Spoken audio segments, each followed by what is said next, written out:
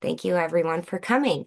So this is IDA Ontario's free live webinar, and this is called Beyond the Buzzwords, Choosing the Right Dyslexia Support for Your Child. I'm Daniela Green. I'm chair of IDA Ontario, and we're very happy that we're able to offer this webinar this evening. It's going to be incredibly informative and very a good timing for those students with dyslexia seeking support this summer. We're very happy to welcome Dr. Brennan Chandler and Emily Hardiman this evening. We're going to start with our land acknowledgement before we begin.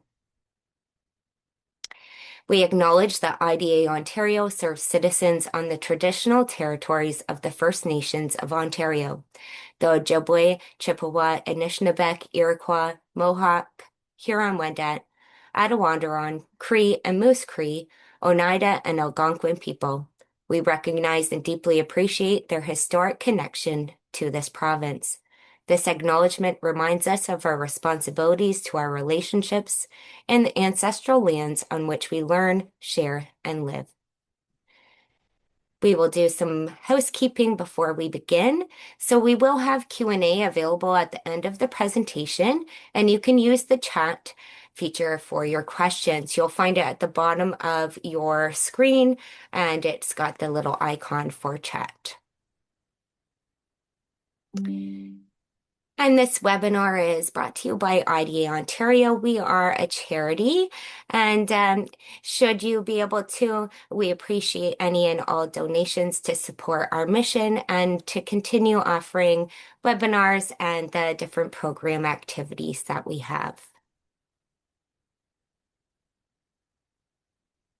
And I will hand it over to Brennan and Emily. Thank you for joining us this evening. Yeah, thank you all so much for being here. Thank you, IDA Ontario, for inviting Emily and I to chat with you all tonight about choosing the right dyslexia support for your child. My name is Brennan Chandler. I'm an assistant professor of dyslexia at Georgia State University.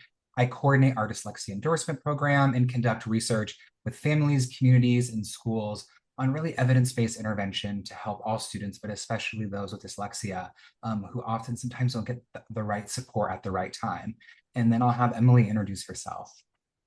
Hi, I'm Emily Hardiman. I'm a doctoral candidate at the University of Texas at Austin. I'm a former special education teacher. I'm a certified academic language therapist, and I am also the parent of a child with dyslexia. Thank you. Thank you all so much. If you want to also put in the chat where you're coming from, if you have a child with dyslexia or what brought you here tonight, if you're a teacher, an educator wanting to get more information, would love to see that, where everybody's coming from. And also, please feel free to stay connected. We have both of our websites here. I also have started over the last year a research to practice Instagram at Brennan Chandler, PhD. But really, what I like to provide is lots of free resources for parents. Everything for parents that I do, and the research that I work on, webinars is really all free and to support your child. So there will be some resources on there. I'll talk about some throughout tonight, but contact information for both of us are on our websites as well. So welcome, welcome, welcome. Nice to see everybody coming in. So we have some families, we have some parents, we have some teachers, we have some both, which is really exciting. Thank you again. We're going to start this off with, we know that securing support for your child can feel overwhelming. There are so many programs out there. There are lots of different acronyms. There are certifications. There's lots of promises with tutoring in centers sometimes, whether you're in the United States or in Canada or wherever you are. And our goal for tonight is to really think through clarifying what matters, simplifying some next steps, and focusing really on progress for your child.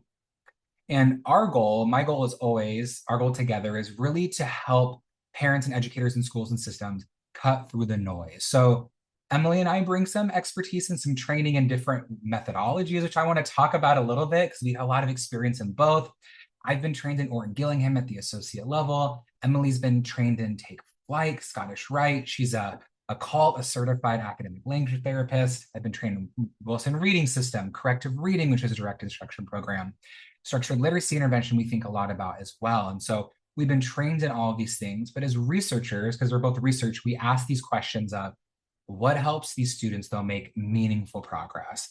And what parts of these programs, because not all programs are backed by evidence. We want to make sure that we're using the best available evidence to support our children with dyslexia.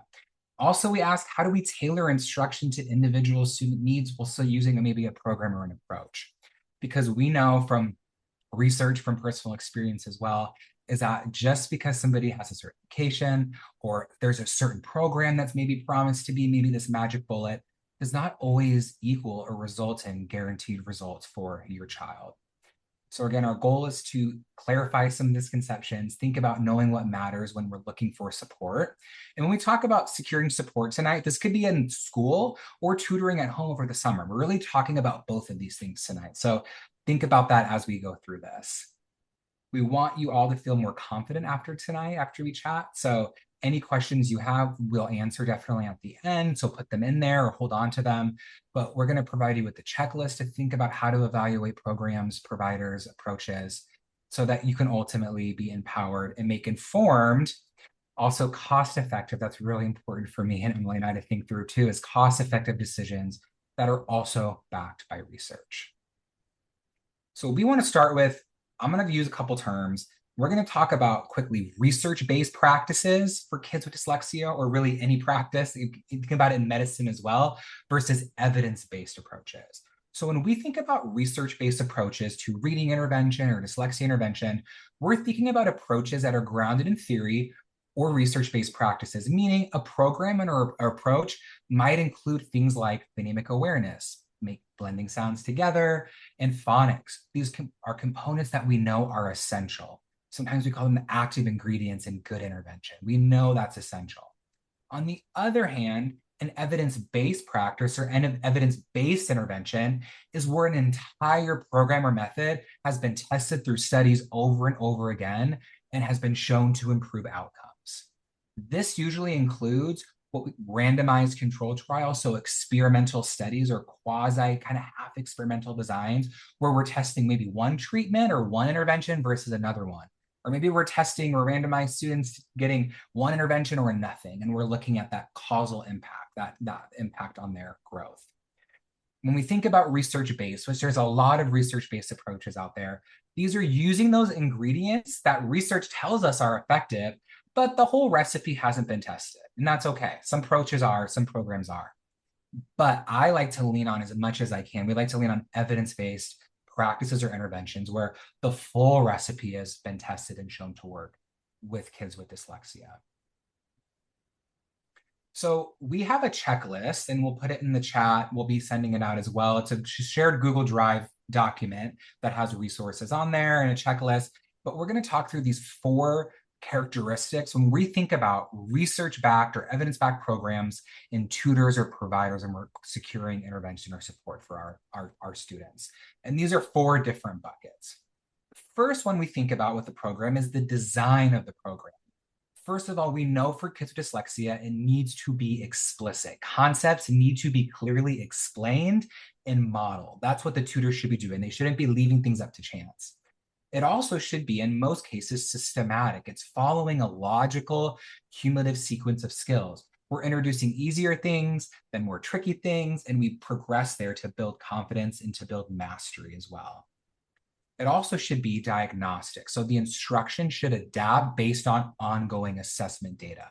So when your child's working in a program or with the tutor should be checking in on, or if they're at school, doing little assessments to make sure that they're tailoring this to your student, to your child. Content focus matters too for early readers. The program or the approach are going to include things like phonemic awareness. That's blending sounds together, taking sounds apart, phonics, so teaching the relationship between letters and sounds, spelling practice, which I study and think a lot about, and also reading fluency practice. But for more adolescent or older readers, it's going to shift a little bit. Even if they're struggling with some of those really foundational skills, we're now going to support morphology, meaningful word parts. And the word preheat will teach them a strategy that pre means before. They could peel that chunk off, and they know the meaning of that as the words get bigger. And we're going to also make sure we're supporting their connected text reading and oral reading fluency as well. But really, programs and the content should focus on building automaticity and also accuracy. That gets us to be a fluent reader. So that content focus is important too. And Emily and I have tutored a lot. Emily still tutors I used to tutor as well. And we think a lot about too, because of dyslexia, we have a lot of research on the dosage. So the amount of the intervention that they need and the delivery. So a lot of research has shown through big studies and meta-analyses, Jeannie Wanzak's on a lot of these, it really should be delivered at least 3 to 4 times a week, right? That's kind of a minimum. When a family would come and want to do once a week or twice a week, kind of have to say it might take a lot longer because we know that dosage and that frequency matters, that time matters too. I'd rather see a child 5 times a week for 15 minutes a session than one time for that whole time, right? That distributed practice over time is really important. And it should be aligned, the delivery of it should be aligned to their skill level. And really, we want to make sure that we're showing measurable progress over time. We're going to talk briefly here about data, but we want to see your child's data. We want to see that data and them growing in the program and it to be really concrete for you. Now, we're researchers, so we nerd out about research a lot, but for me, the research foundation mattered because we want to make sure that we're not wasting any time with our children, right? Students with dyslexia, students with learning disabilities have no time to wait. So we want to make sure we're using what we know works with those students, that have been studied under those students, under those conditions. So we want to make sure that the methods and what's been used in the intervention has been studied, and there's peer-reviewed research showing positive effects for students with dyslexia or other word or level reading difficulties. And those programs or components in the states, we have some vetting processes. I know in Ontario, there's Right to Read and other sort of vetting agencies that kind of look at programs and have vetted them. We use What Works Clearinghouse as one, which is through our Department of Education, and also the National Center for Intensive Intervention, NCII, which is linked as well in the Google document, really does have a great tool checklist. They have that you can kind of see, oh, they're using this program at school, or the tutor might use this program or approach. Are there studies backing that? Because that's another vetting process that we use. One big disclaimer I like to make too and think through a lot is that support for dyslexia, we fall into this trap sometimes in the States with our fads and everything, does not have to look magical. It's not something totally qualitatively different. I think when I talk with families, one of the most common myths that they hear is that their children with dyslexia need something completely different. Special materials, sand trays, letters and shaving cream, colored overlays, or a highly branded multi-sensory experience. And to be clear, all those things are not bad things. They can help with some engagement maybe, or connect sort of speech and sound to letters aren't bad. There's not a lot of research that supports that. There's a big study of a lot of 40 years of reading intervention research for kids with dyslexia done by the researcher named Colby Hall and her colleagues in Virginia. And they found that all of these reading interventions, if the student had identified dyslexia or not, were really effective, right? Kids with dyslexia just need more practice and more intensification, less of the magic, less of there's a program or a center here called Fixlexia. It's not really great, right? It's not there, that all these special things doesn't have to be something magical. We want to look for the things that we just talked about. It's explicit instruction, it's systematic, aligned to your child's needs, delivered often enough, and monitored with data. If a tutor uses a sand tray as part of a strong lesson, that's totally fine. But if the sand tray is that selling point, we want to ask some harder questions, right? We want to say, let's back this up a little bit. What is going on here? Before I turn it over to Emily for a slide, we also get this question a lot of, especially today, can technology replace a tutor? There are a lot of AI tutors out there, artificial intelligence, adaptive tutors and programs. From what I've seen in the research that's out there right now, usually no. It can be useful though for extra practice. And there are, I know Lexia Core Powers in the Canadian context, that it can be hybrid, right? Where we are using part of it, right? As an online adaptive tutor and the other part as a teacher and our interventionist. But most often than not, especially right now, they need a skilled adult who can watch those errors, give corrective feedback, adjust instruction, and track real progress. But again, it might be useful for some extra practice. I think there's some really promising things that it can supplement, but not supplant, right? Human-based expert or even parent-led supports and intervention, which we'll talk about in a second. Emily? Okay. So talking about accessing supports versus reading intervention. So accommodations, you may have heard this term. Accommodations are things that help your student to actually access the learning. So this might be something that they get in the classroom that we have a list here. So things that they might be getting currently are the option to have audiobooks or to use text to speech to help them when they're given a lot of text to read, the option to use speech to text. Then extra time on assessments can be really vital for students with dyslexia, especially when their executive functioning has been impacted. It may take them a little more time to complete assignments. And then reduced copying or oral testing. So for students, and I know this is really true with students that I work with and my own child with dyslexia, having to do a lot of copying down of notes or information from a board or smart screen can be extremely overwhelming and cause our students to fall behind and miss really important concepts. So these accommodations are really helpful for supporting our students to be able to get the most out of their instruction. And then when we're thinking about intervention that helps our students build their reading skills, we want to think about intervention that includes, as Brennan talked about, explicit systematic instruction. So we want that instruction to be very detailed and to be systematic. So it happens in a very systematic way over time. So this looks like their lessons all being structured in a similar way rather than instruction that jumps around. And then we're thinking about practicing the exact skills that your child needs. So we really want to focus on what they need and not over practicing in skills that they may already be working toward mastery of or areas where they're doing pretty well. We want to really hone in on the skills where they need the most practice. We want the frequency of the sessions. And as Brennan said, we often hear that it's difficult for families to make the time for long sessions. And it's okay if those sessions are shorter as long as they are frequent. We want to see the student as often as we can. And then we really do want to think about consistent and regular progress monitoring that helps us decide if this instruction is meeting our child's needs or if maybe we need to steer that instruction in a different direction. Okay. All right. Back to you.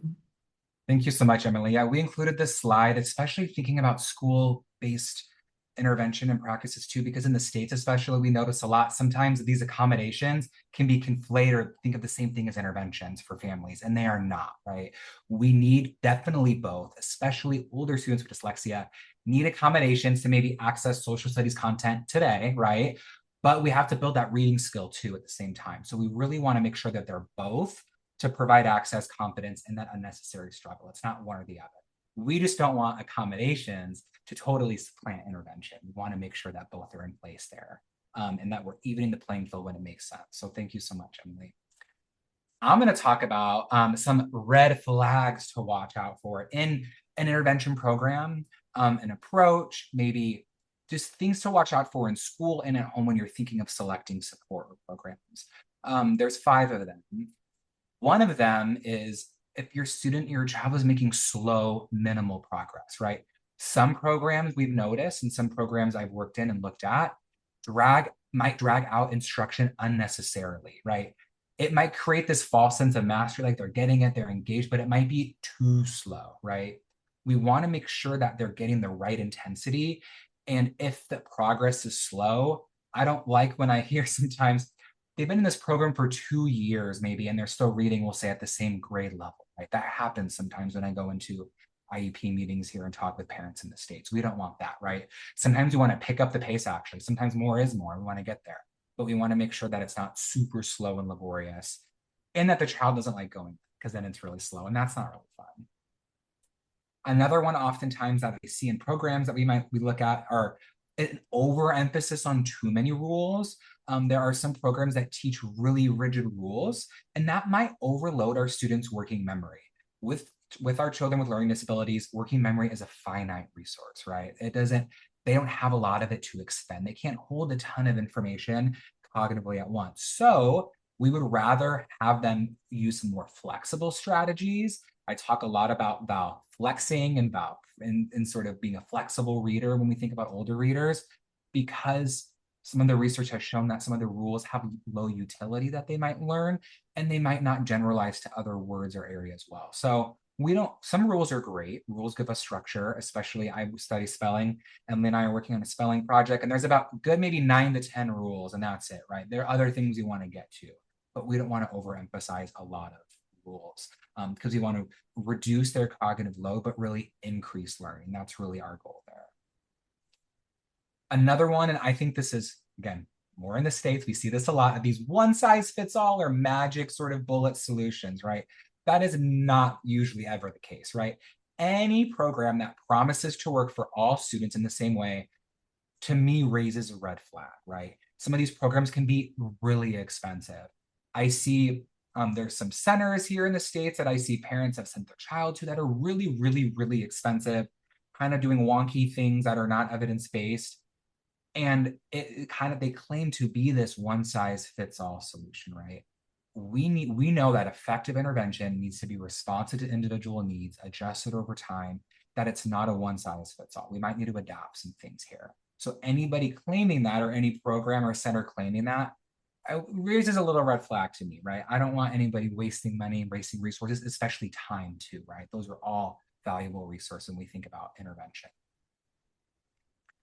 One that we're going to bring up again, because this one I think about a lot, is no valid progress monitoring data, meaning they're not taking data to show real concrete quantitative data, not, oh, they're getting better at reading, or, oh, they know some more sounds. We want to see, and we're going to show you an example, data, and the programs, tutors, whoever's doing intervention or work should be able to share that data with you to show that your child's making progress.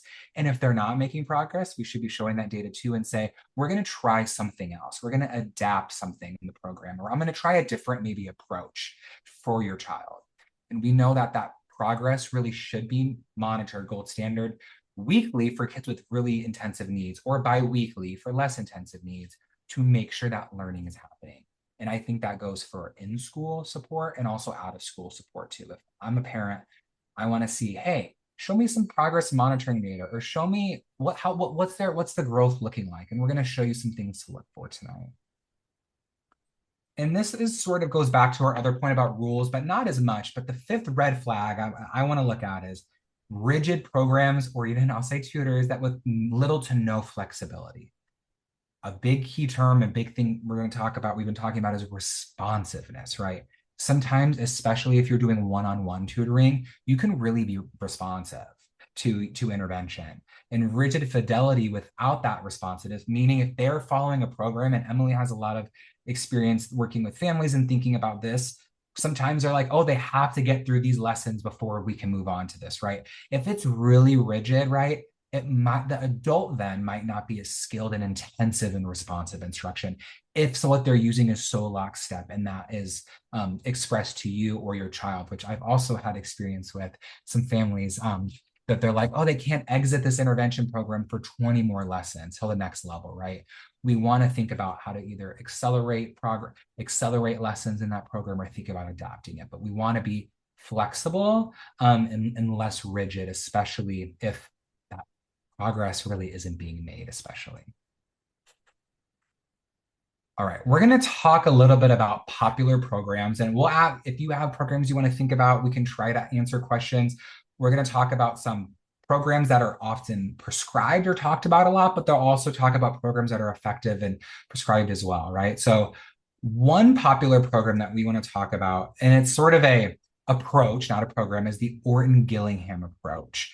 And what Orton-Gillingham is, it's an approach, and there are some sort of talk about branded and unbranded Orton-Gillingham approaches, which are some of these here, but I'm going to talk about generally what it is. So Orton-Gillingham, if you've heard that term, I always want to explain this clearly to parents, is that it is a direct, structured, and systematic, that they call multi-sensory approach to teaching literacy, developed way in the 1930s by a physician, really physicians. And many modern programs are what we call OG based. They're Orton-Gillingham based or OG inspired.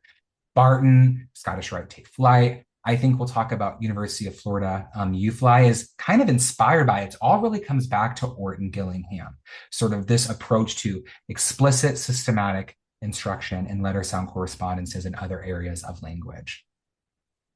However, when we look at the research about all these Orton-Gillingham approaches, or these sort of branded programs, there was a meta-analysis done by Dr. Liz Stevens and her colleagues. They reviewed 15 Orton Gillingham-based studies, and what they found in their meta-analysis is where you take all the studies together and you do some fancy statistical analyses and see, was this effective? They do this in medicine a lot, in public health.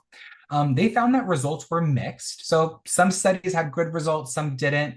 But the results were modest, and there were some small, non-significant gains in word reading and decoding, but not consistently better than other approaches. Sometimes in research, we test program A versus program B, or maybe A, B, and C, or maybe A and a variation of B, all of those as well. Most studies had small sample sizes. Few had what we call control groups or placebo or business as usual. And a lot of the programs varied widely. So Orton Gillingham is not one standard thing. It's not a bad thing. It's really a great sort of the methodology that's been developed is used in a lot of programs, but it uses here some key aligned strategies, but it's not always evidence-based in the way that sometimes I feel in the States, many parents are led to believe that it's sort of we had a conversation before, the gold standard of dyslexia intervention. And that sometimes I don't want parents to think that's the only option, is sort of the takeaway here. Not that it can't be effective. A lot of the practices are research-based in here, but when we think about evidence-based, I can't say that about this program. But a lot of things that we use are born out of this. I'm going to go through a couple of these, and this is another sort of Orton Gillingham approach program that's in the States a lot, is called Wilson. It's for students in grades 2 through 12 with decoding and spelling difficulties.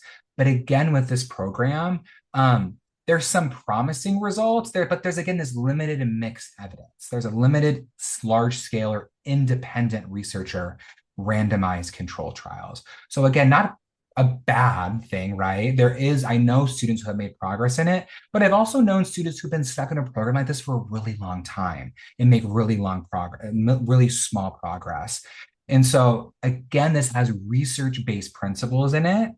And some of the studies shows promising improvements in decoding and word reading, but really the independent research is limited. And when we think about this in schools, sometimes it's really hard to train teachers in this reading system. And that's what we think a lot about. We weigh all these variables, the cost, how much time teachers need to get trained in this, and also the progress students are making. And we sort of weigh those together. And that's sort of one of these for me where it works for some students, especially if the teacher or the interventionist is really trained well. That's why it's important when you hire tutors and think about support, asking those questions about training.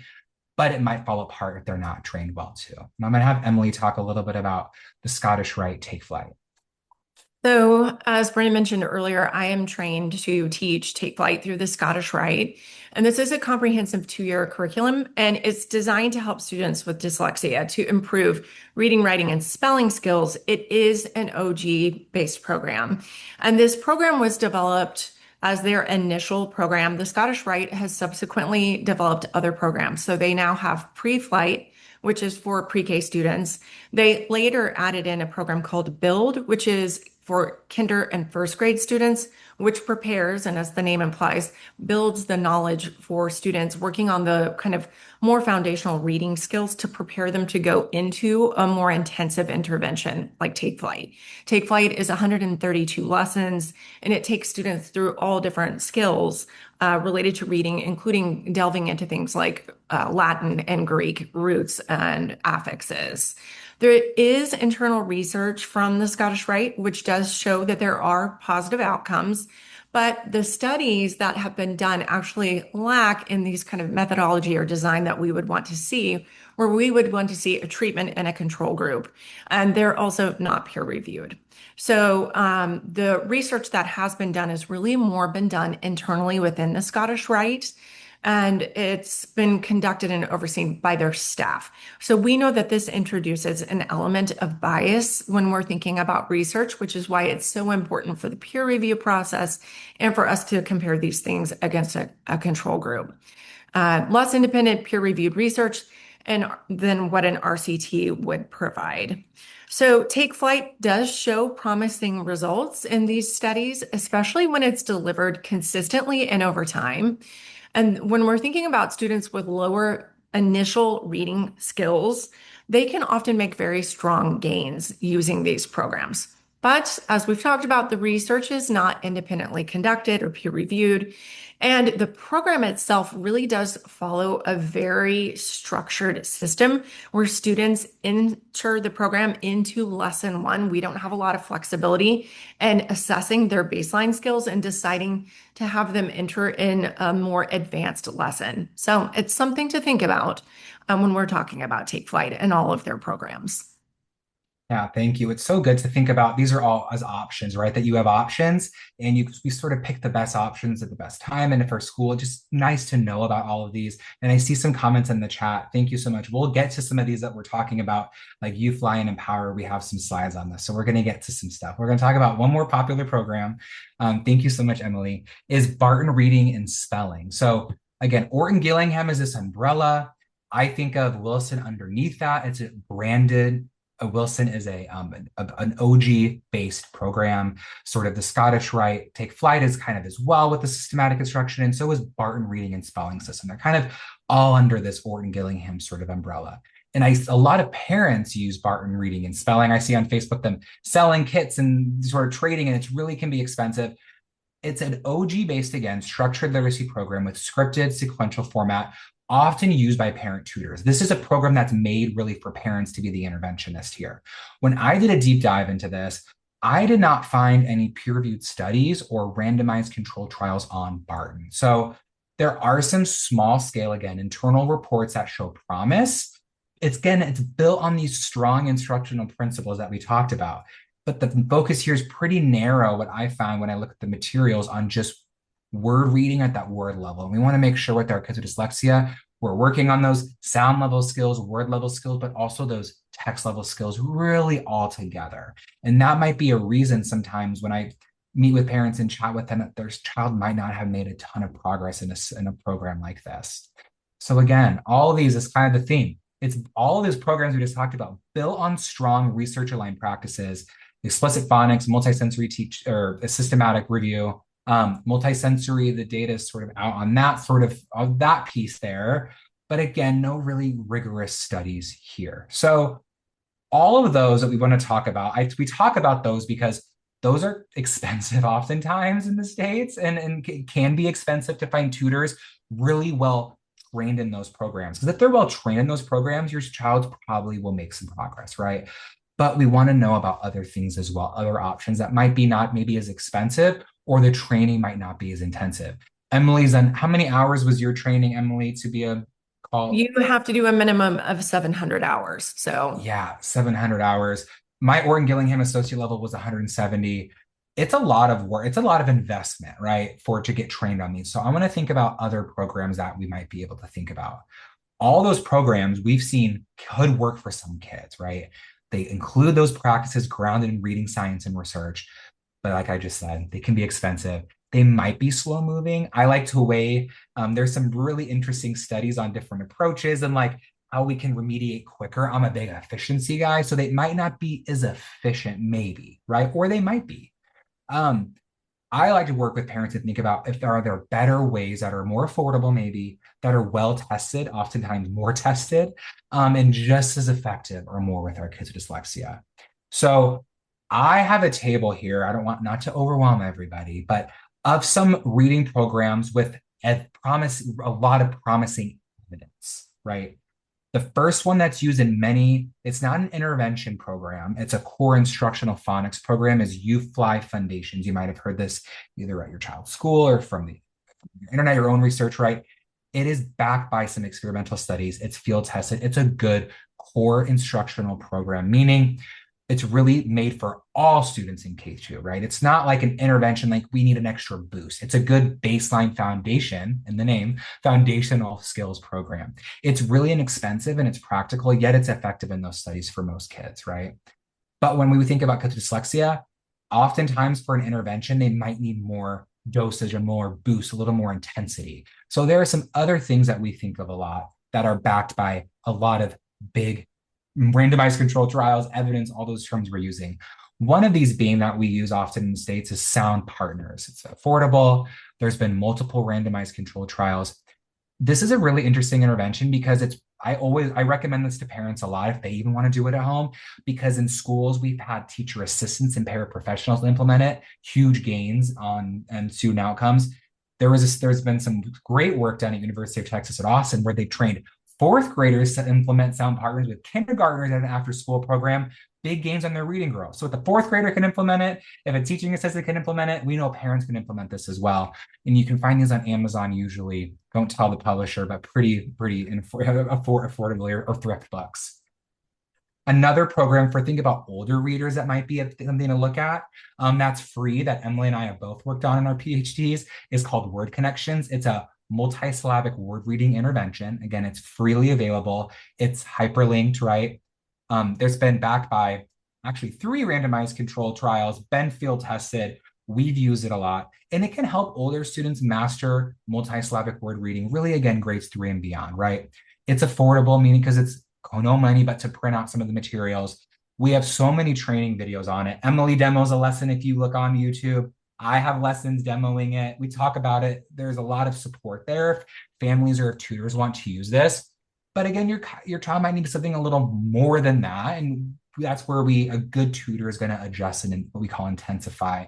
And we'll talk about some options like that as well. One I wanted to put on here, and I have some other slides for this, is Empower Reading, which I know is especially prominent in the Canadian context. I've actually tried to get my hands on it and I can't. It's a good program, multiple randomized controlled trials. It's really meant for great kids in grades 2 and above.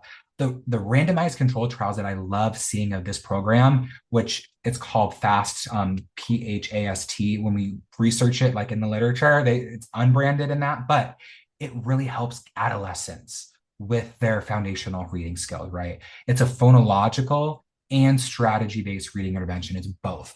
Orton Gillingham-based programs are mostly just phonologically based, meaning letter sound correspondences. And another talk I give, it's on, actually I hyperlinked it. It's a YouTube webinar I did for the Learning Disabilities Association. There are different profiles of dyslexia.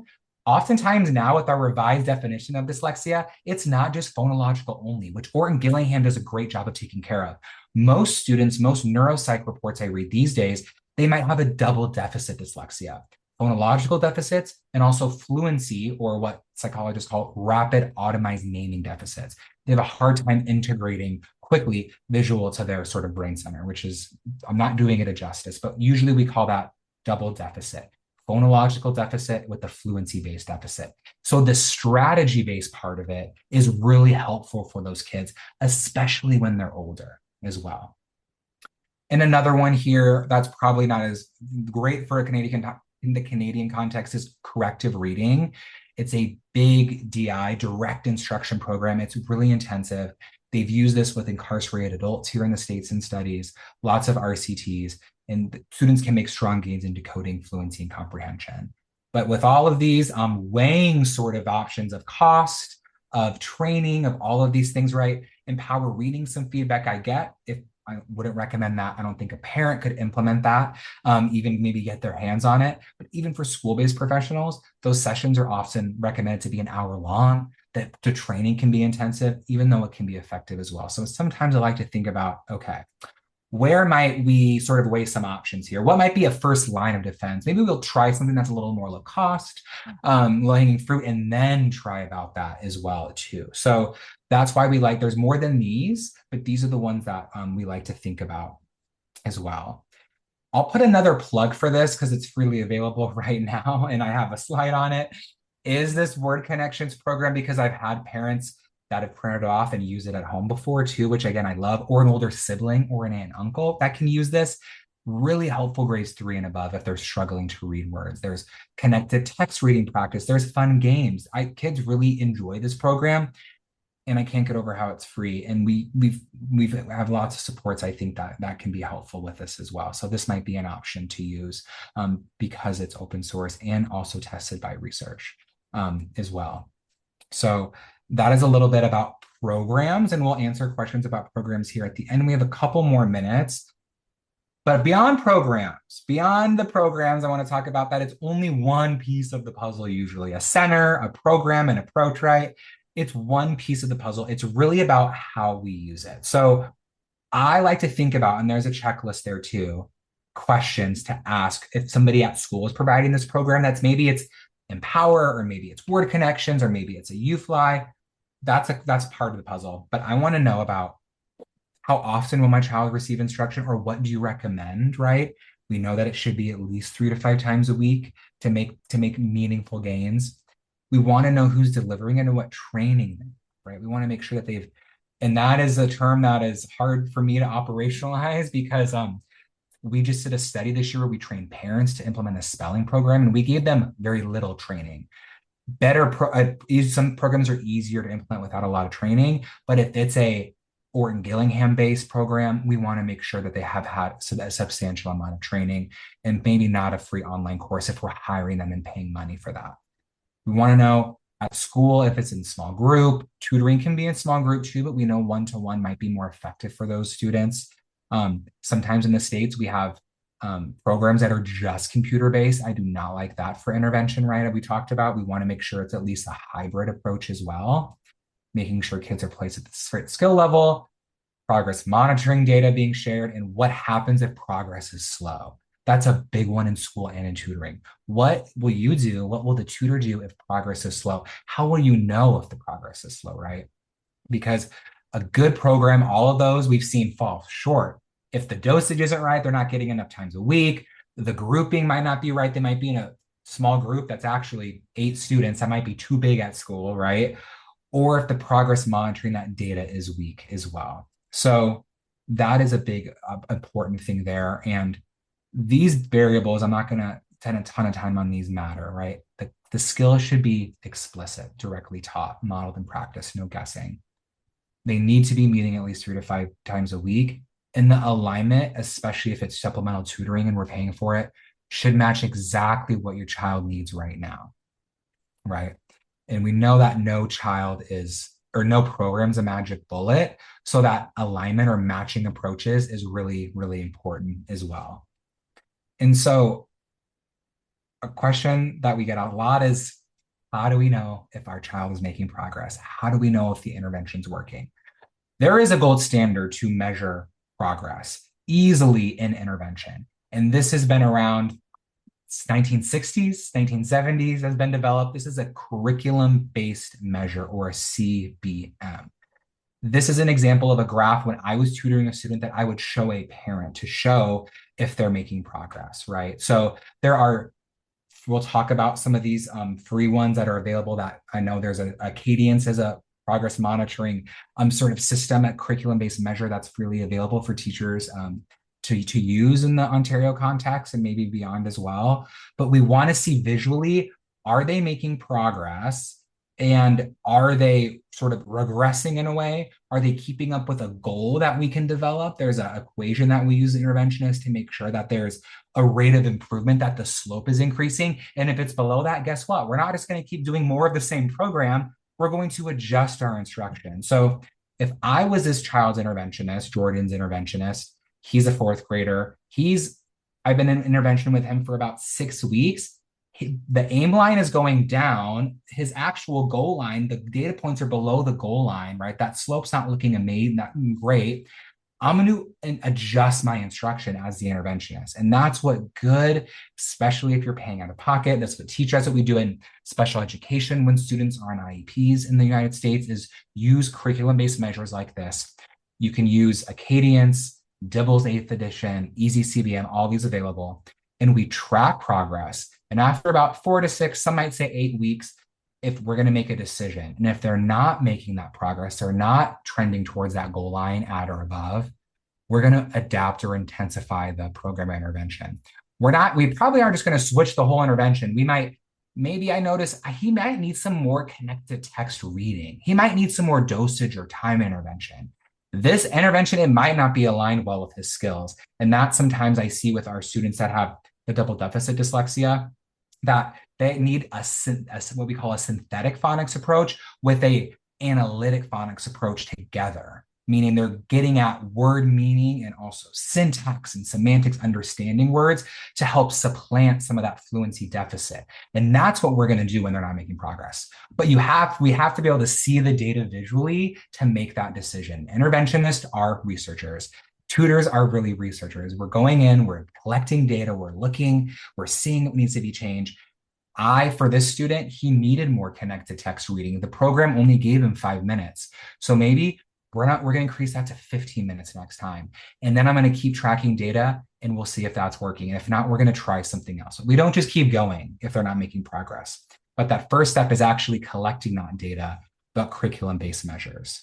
And so across grade levels, there's good ones to use that teachers, and especially with we're having access to things like Acadience, which is freely available, Dibble's 8th edition, all these measures, all parents, you don't need to know all this technical language, but there are some things to look out for when they're measuring. Kindergarten, early first grade, we're going to use curriculum-based measures called letter naming fluency, phoneme segmentation fluency. How are they taking sounds apart? That's a big predictor of reading growth. These are general outcome measures. It's not tied directly to the skills they're learning at intervention, and that's kind of the point. We want to make sure that they're progressing across all of their students their age, not just on the skills their tutors teaching them, because those might not be the best skills for them to learn. We want to make sure we're moving the needle in more than just their phonics skills or more than just their word level skills. When they get into first grade and more on, we're going to look at nonsense word fluency and word reading fluency, really middle to first grade to 12th grade. Over reading fluency is a great, easy, it's a 1-minute curriculum-based measure that tutors can use. And then what we call MAZE, that looks at comprehension. It's a measure. These two together are often just easy ones to track to make sure that they're making progress. And again, Dibble's 8th edition, parents can download these. I don't recommend, if you can go look at it, there's great training videos. Emily Wright, Project Expert, there's training videos up there with Emily's son that train, that can tutors, you can have your tutor watch them to make them want to do this, they're freely available. But Acadience Learning is there as well too. So this is really, really important. This is not diagnostic data though. This is progress monitoring data, which is different. And oftentimes when I chat with, when I go into schools, we train interventionists, Emily and I, we work with interventionists. They're often using diagnostic measures, which really looks under the hood and pinpoints difficulties, but they're not using these progress monitoring measures. And is the interventions working, right? Diagnostics only get us, what are those underlying skill deficits, but not, is my teaching working? Is my intervention having an impact? And that is really important. I do take that really seriously when we think about kids with dyslexia. We're going to answer some questions here. We want to give some parent resources. They're hyperlinked again in that Google Doc. These are a couple things that are either freely available or really low cost.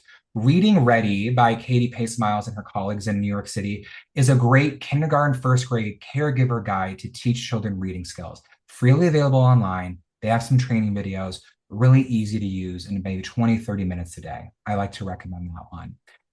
Teach your child to read in 100 easy lessons. Another, it's that corrective reading, that big DI direct instruction program. This is a book you can find on Amazon used, $10, $15, $20.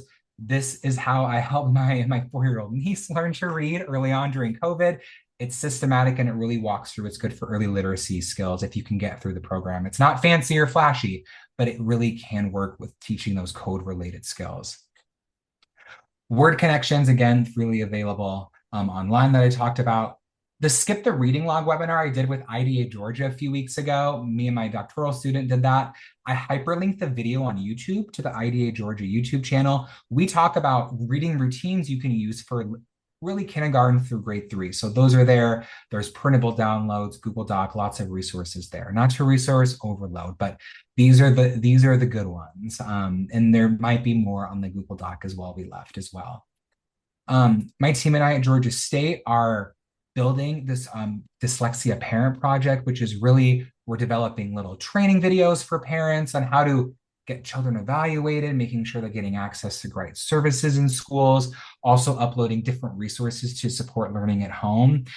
That's in development this summer. We're hard at work at that. But if you go to that website, which is also hyperlinked, you can sign up for our email list when we'll provide you with updates when things are ready. But that will be open source and again, freely available for families. Some key takeaways to end this before we do some 10 minutes of questions. What I want you all to get out of is popular does not always equal proven, right? All of those Orton Gillingham based can work, right? And they can work well, especially if there's deep training. But just know that there is limited research, right? I'm sure most tutors that are trained in that can provide good intervention, but it's not the only option. We know that that delivery matters. We want the instruction, the tutoring to be explicit and also frequent enough to make gains, right? When a tutor says we need at least 3 times a week, I don't think it's to make more money. It's really to make the most impact of your time so we can get in and get out, right? And not be in tutoring for 5 years, right? If you look at some of the data, which is fascinating, you can sometimes make really great progress in about 36 sessions at that higher dosage of 3 to 5 times a week for 30 to 60 minutes. Looking at that data is so important, right? Measurable progress over time, not just diagnostics, those big global curriculum-based measures, right? Because they're nationally, well, they're normed on other students. So we know if they're making progress towards grade level there. If there's no progress, we want to make sure that we're reevaluating with the team. And then, not that these are the only options, but consider other options that are maybe lower cost and might have some more evidence to support them and take lower training as well too. But here's our contact information. Again, we are so happy to answer some questions if we want to field those and shoot those over, and Emily and I will take care of them. But thank you all so much.